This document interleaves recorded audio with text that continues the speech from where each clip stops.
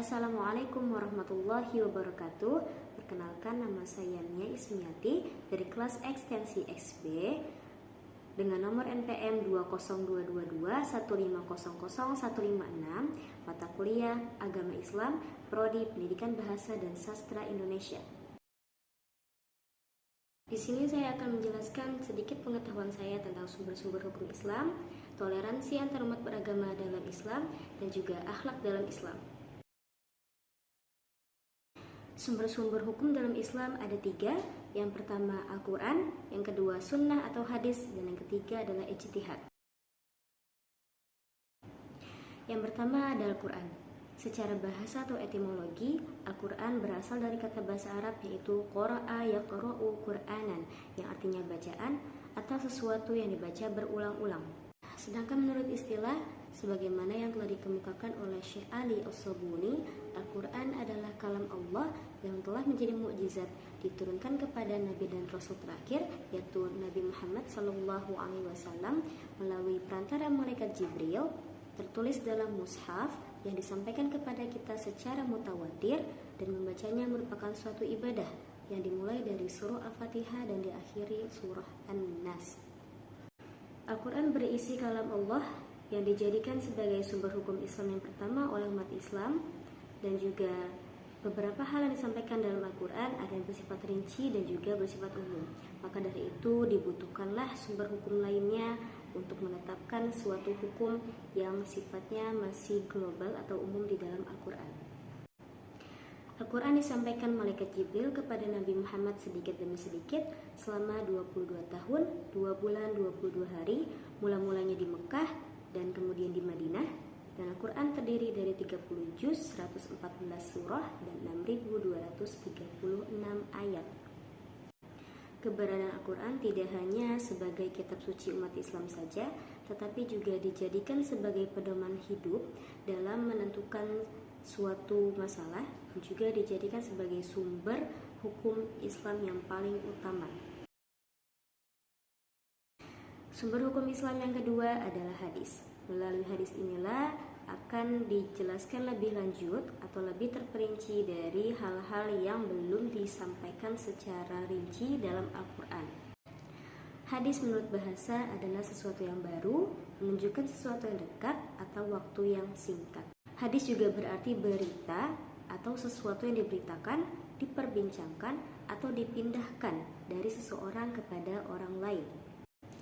Sedangkan menurut istilah atau syara, hadis berarti sesuatu yang datang dari Rasulullah SAW, baik berupa ucapan atau qauliyah, perbuatan atau fi'liyah, atau ketetapan atau takririyah.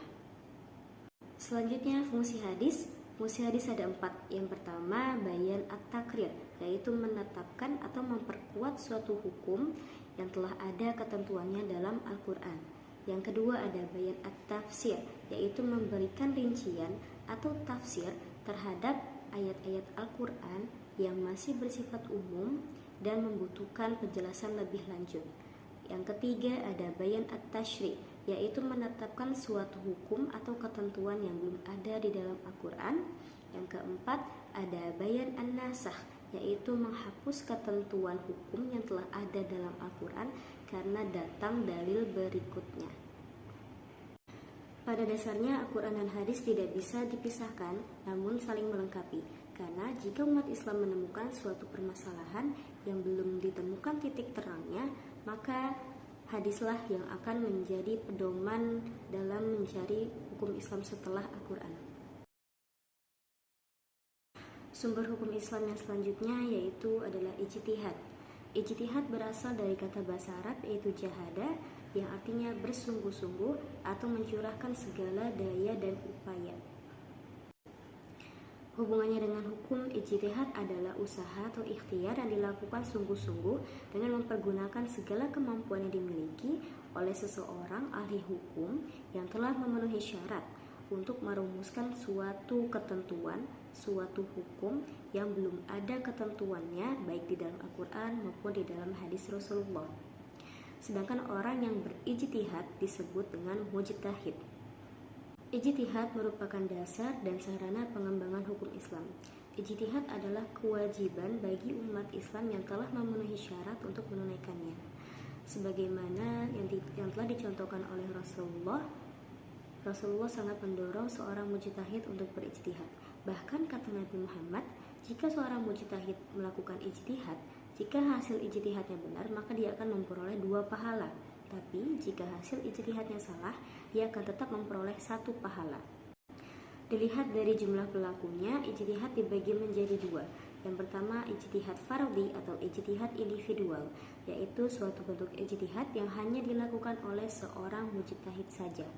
Sedangkan ijtihad kolektif atau ijtihad jama'i atau suatu bentuk ijtihad yang dilakukan bersama-sama oleh banyak ahli dalam merumuskan suatu persoalan hukum tertentu. Bentuk-bentuk ijtihad. Yang pertama ada qiyas. Qiyas adalah menggabungkan atau menyamakan, yaitu menetapkan suatu hukum yang belum pernah ada pada masa sebelumnya, namun memiliki persamaan dalam suatu aspek dengan perkara sebelumnya sehingga dihukumi sama. Sedangkan dalam Islam, qiyas ini bersifat darurat, yaitu hanya boleh dilakukan jika memang ternyata belum pernah ada pada masa sebelumnya dalam penetapan hukumnya. Selanjutnya ada istihsan atau menganggap baik atau tindakan memutuskan suatu perkara untuk mencegah kemudharatan.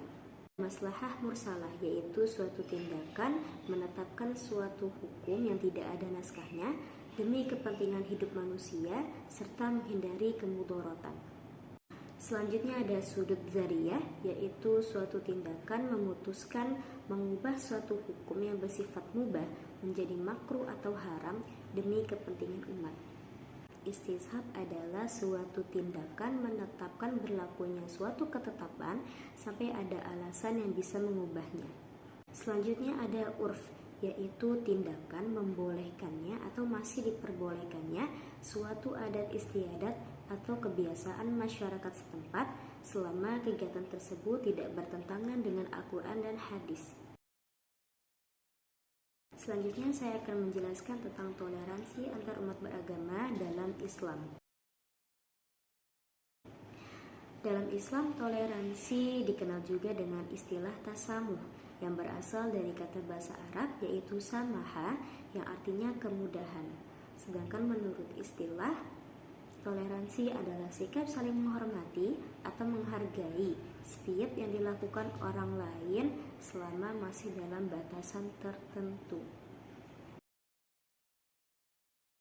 Dalam Islam sendiri, konsep toleransi bersifat rahmatan lil alamin, yaitu tidak adanya paksaan untuk setiap manusia menganut agama Islam. Dalam Islam, kita sangat dianjurkan untuk bertoleransi, terutama dalam hal yang berkaitan dengan muamalah atau berhubungan dengan sesama manusia. Contohnya seperti berdagang, bekerja sama, melakukan transaksi, dan lain-lain. Tapi untuk hal-hal yang berkaitan dengan akidah, ibadah, dan juga prinsip dalam Islam, tidak ada kata toleransi sedikit pun. Contohnya, Allah itu esa dan tidak ada sekutu baginya. Dan juga Nabi Muhammad merupakan Nabi dan Rasul terakhir, yang artinya tidak ada Nabi dan Rasul sesudah Nabi Muhammad. Yang selanjutnya yaitu Al-Quran merupakan wahyu Allah, bukanlah karangan atau buatan Nabi Muhammad SAW. Problematika antar umat beragama dalam kehidupan bermasyarakat. Yang pertama, masih terjadinya diskriminasi, terutama kepada kelompok minoritas. Yang kedua, masih adanya paksaan kepada orang lain untuk berpindah keyakinan. Yang ketiga, menjadikan agama orang lain sebagai suatu ejekan atau gurauan. Upaya-upaya yang dapat dilakukan untuk mewujudkan toleransi dalam umat beragama. Yang pertama, sikap saling menghormati atau menghargai ajaran agama lain. Yang kedua, tidak memaksakan agama kita kepada orang lain. Yang ketiga, ada sikap saling menghormati perayaan hari besar keagamaan umat lain. Yang keempat, menghilangkan sikap fanatisme terhadap agama sendiri kepada agama orang lain. Akhlak dalam Islam. Kata akhlak berasal dari kata bahasa Arab yaitu khuluqun, yang artinya budi pekerti, perangai, tingkah laku, atau tabiat. Ruang lingkup akhlak. Yang pertama, akhlak kepada Allah. Yang kedua, akhlak kepada sesama manusia. Yang ketiga, ada akhlak kepada alam semesta. Yang pertama, ada akhlak kepada Allah. Akhlak kepada Allah contohnya mentauhidkan Allah, menyembah dan beribadah hanya kepada Allah, berzikir, menjalankan segala perintah Allah dan menjauhi segala larangannya, dan juga bersyukur kepada Allah. Selanjutnya ada akhlak kepada manusia. Yang pertama kepada Rasulullah dengan cara bersolawat dan juga menjalankan sunnah-sunnah yang telah diajarkan Rasulullah kepada kita. Lalu ada akhlak kepada orang tua yang telah melahirkan dan merawat kita hingga saat ini, yaitu dengan cara berbakti kepada mereka dan juga tidak membuat mereka marah, lalu merawat mereka sebagaimana mereka telah merawat kita sampai saat ini.